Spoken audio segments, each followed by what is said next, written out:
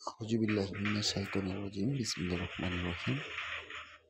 ছোট্ট একটা শিশু